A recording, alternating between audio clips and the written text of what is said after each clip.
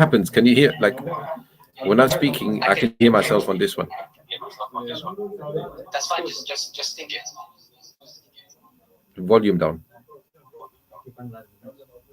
Is it better?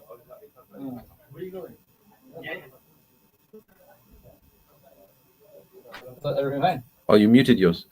Yeah. Shall I mute that as well? The StreamYard's muted. Yeah.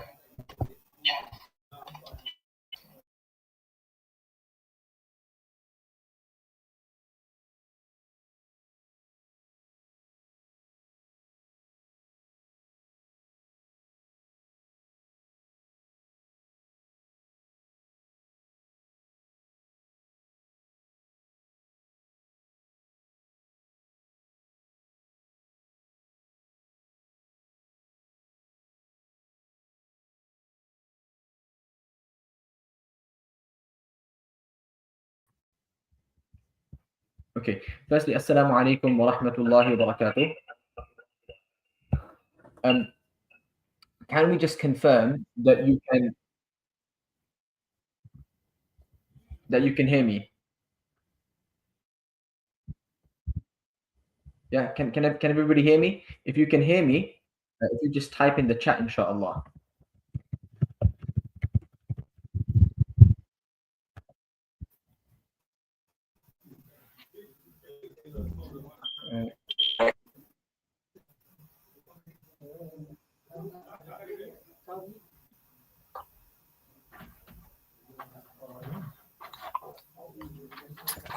So if you speak up, Assalamu alaikum wa rahmatullahi wa barakatuh.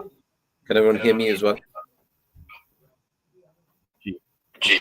They can. Same on YouTube, for those on YouTube. If you can just confirm, you can hear us, please, as well. Yep. All right. Bismillah, alhamdulillah, wa salatu wa salamu ala rasulillah wa ba'd. So inshallah, we're going to get straight into it. The session is planned for roughly half an hour, inshallah. And we'll jump straight into the questions. We do have some questions that have already been asked via the Google Form link. We'll take those questions first.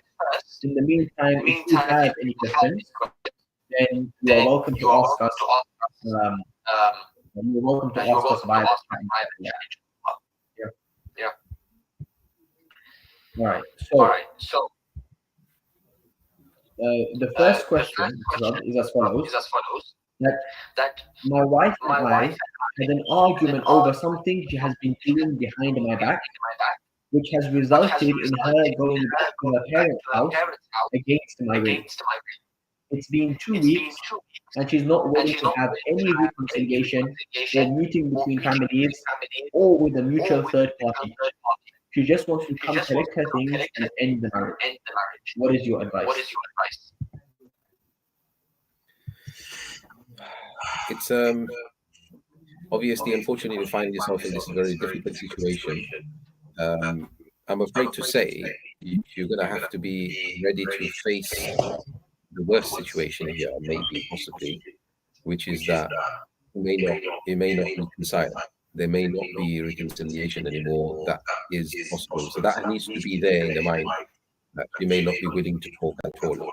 And if it comes down to that, there is very little you can do to try to convince or to try to make her understand, because it doesn't look like, from what you're telling me, it doesn't look like there are people on her side of the family that are actually telling her, or are even able to tell her that she needs to reconcile here, she needs to at least try to talk, try to figure it out, something like that. So it's difficult to understand what's fully going on without having talked to her and see, what's happening, to give you practical advice. But I mean, the most I can say to you now is that you have to try your best to try to convince her. At the moment, she's still your wife. If you want marriage to work, you have to do whatever it takes to try to convince her. And sometimes that may be, going above and beyond to try to convince her that look, I really want to make this marriage work. Let's sit down and let's talk, and I want to hear you out. You have to come across with that kind of impression, that I hear your side of everything, right? So that's the only way. Hopefully, you'll get her to maybe talk. If it works, then mashallah, make a lot of dua before you do this, and inshallah, hopefully, she'll be ready to talk. But then if she doesn't, then you can, like I said, you have to mentally be prepared that if you've tried everything that you think is you're capable of doing, and there's no budging from that side, then there's very little that you can or possibly do. Maybe it's too little, too late kind of thing. Okay. The next question that we've had already come in, that if a mid-30s girl's parents financially, it doesn't mention here, I assume it means financially rely on her, and she is the only daughter, in light of Quran and Hadith, what would be the obligations of a husband who marries her towards financially supporting her parents? Note, especially if they start having children and the girl is no longer able to work. So Islamically, there's no financial obligations on the husband to support for the son-in-law in this particular case to be supporting financially his in-laws, right? But just as a you can say as a way of making the marriage work, as a way of making the marriage last long, if it means that you have to help your wife towards certain responsibilities that she feels as though she needs to fulfill towards her parents and to make her life easier, and if you're able to do this, if you're able to afford this, then something maybe can be given here and there. But obviously long term there needs to be some other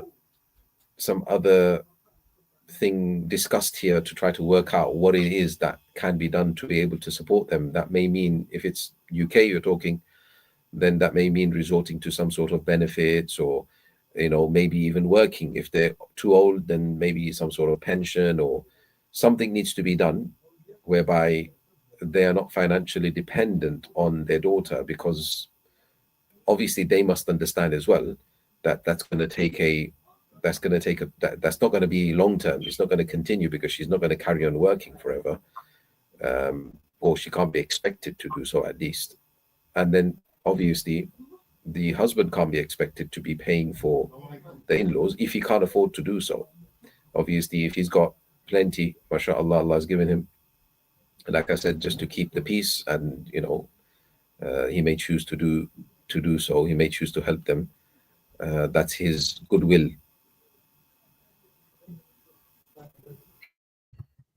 So, Muqtasam, just to add on to that, if just from the fiqhi perspective, in the case where the parents only have a daughter and they're not able to support themselves, and the daughter's obviously got married now, and the husband is not really providing for those parents, for his wife's parents, who would the responsibility fiqhan legally be upon to look after those parents?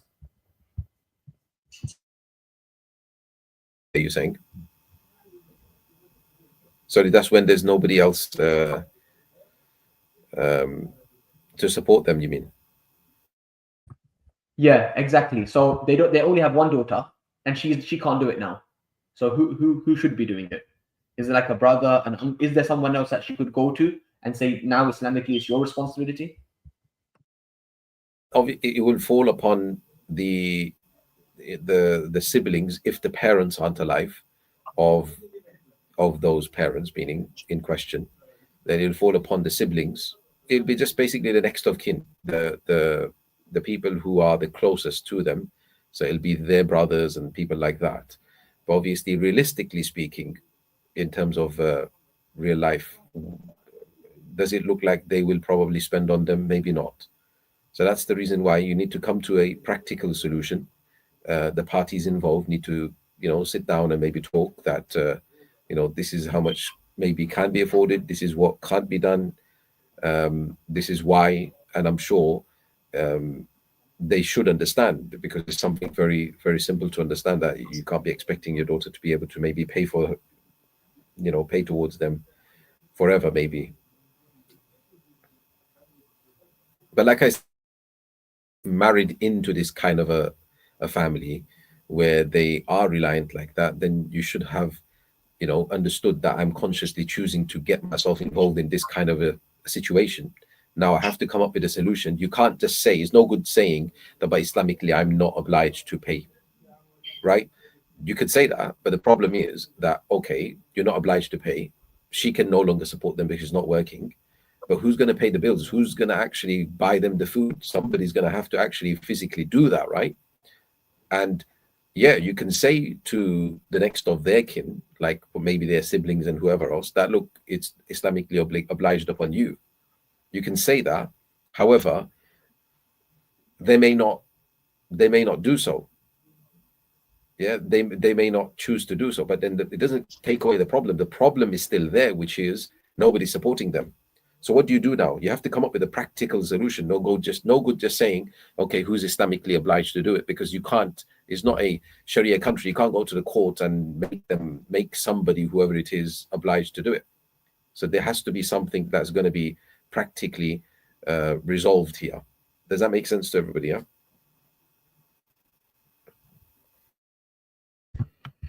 Okay, so the next question is as follows. How should one deal with toxic extended family members? Should one still visit / talk to them, or can you cut them off if it's affecting your peace, like I'm assuming your mental health and your religion? Okay, so good. So in terms of relatives, it will depend on who it is, right? So if it's, for example, let's say it's a parent, right? And they're being toxic, like you're saying, towards towards yourself, then our instruction is still to be good for them, meaning still be dutiful towards them. Now that means that you have to make sure they're taken care of, their needs are taken care of.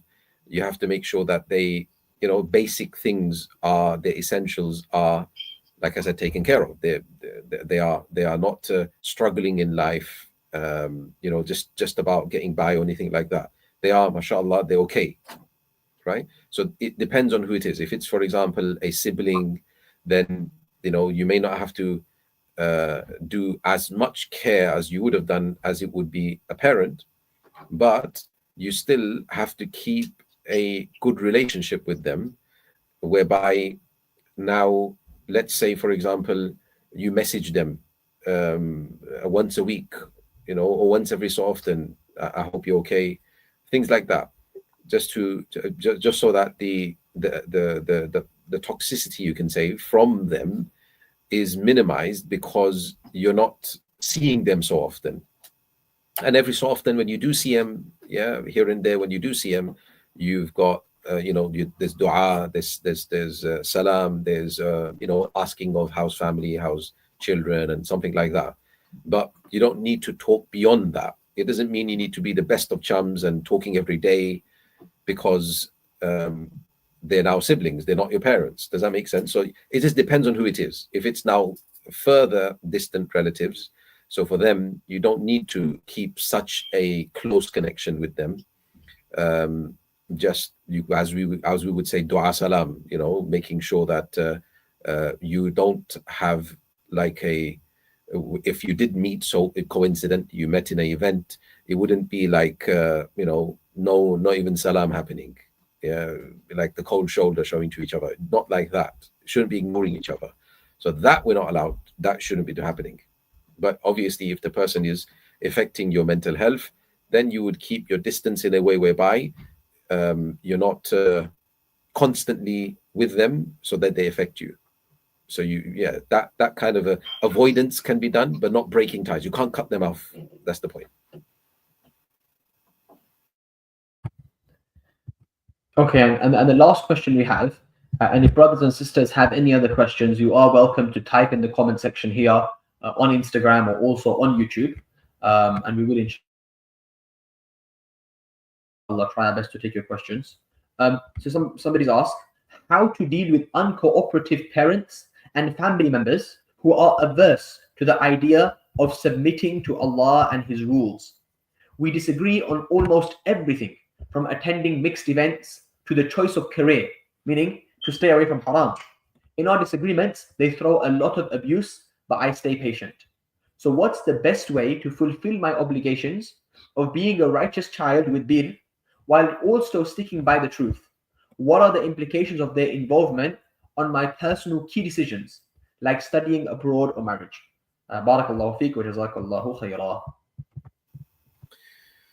Okay, mashallah. So, yeah, similar to what we talked about just now, in terms of obviously parents now specifically, when their decisions are not Islamic, you can say, obviously most of their decisions you're saying are against the Sharia. So what do you do? So first thing that you need to try to do is make sure that you have a good basic relationship with them. So meaning like in general day-to-day things, like making sure they've, have you eaten, you ask them these kind of questions. You for example, if you're working or if you are, I've got some money, you're then, sometimes you help out in certain things, like you buy certain things for the house or you pay certain bills, and you contribute in whatever you can towards those kind of things. Because when you do those kind of things, what it is it adds kind of plus points, it adds positive points that you have. So then when it comes to certain decisions where you say that over here, I'm not gonna, this is my boundary, basically. You have to set your boundary. That's the kind of thing that here is, without saying to them that, oh, this is my boundary. So you have to sit them down. You have to sit with each parent individually, right? You don't sit with them together, because then it'd be two against one. So you sit with one parent, you work on a parent that you can work on first, whether it's the mother or the father, right? You sit with them and you slowly, you make their mind understand that, look, I don't wish to go against you in anything. I don't want to upset you. I want to have a very good relationship with you. You come across with a positive attitude in that way first.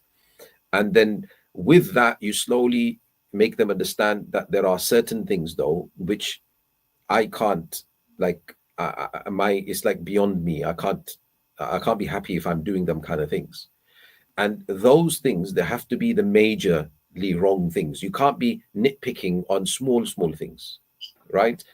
Which you could get away with, in essence. What I mean by, in Sharia, it's fine, it's okay. It's not like something which is sinful or something, right? But you're just being nitpicky in these kind of things. So in majorly wrong things, you have to decide that, okay, this is something that's something no-go zone. They're telling me to do this. This is haram for me to do, right? I can't do this. So those kind of things you have to then make clear that, look, these things I can't do, right? If you tell me, for example, within that, no problem, I will 100% comply. I will listen to you. I will take your opinion on board.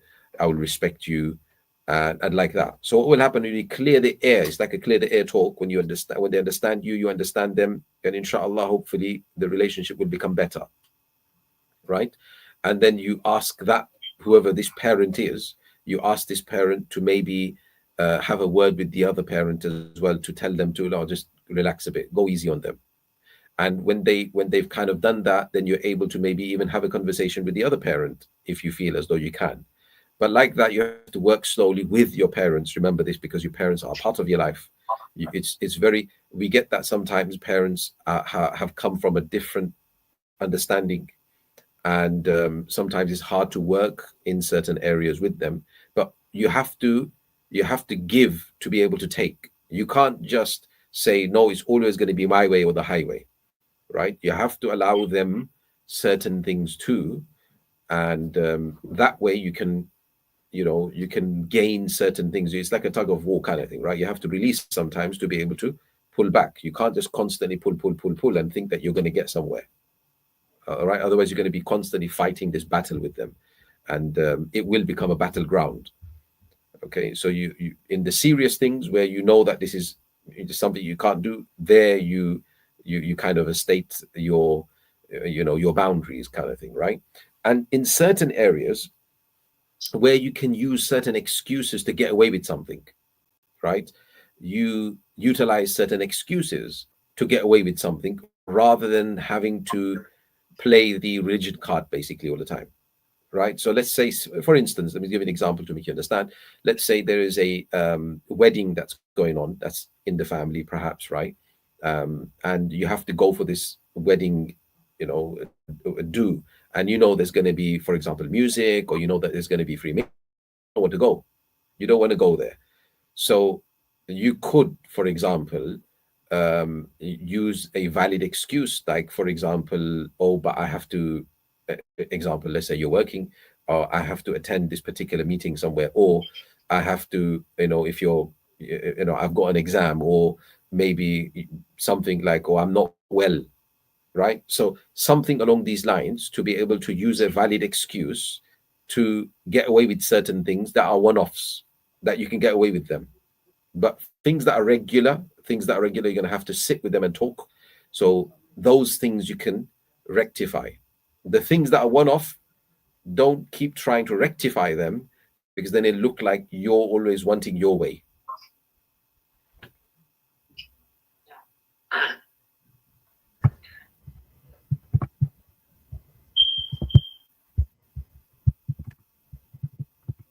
Okay, mashallah. I think that was really, really sound advice, alhamdulillah.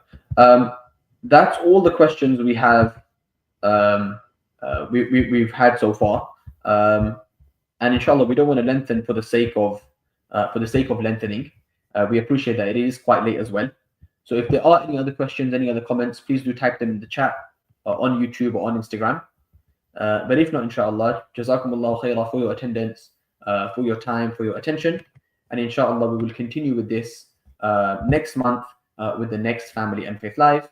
Until then, that's all. Assalamu alaikum wa rahmatullahi wa barakatuh.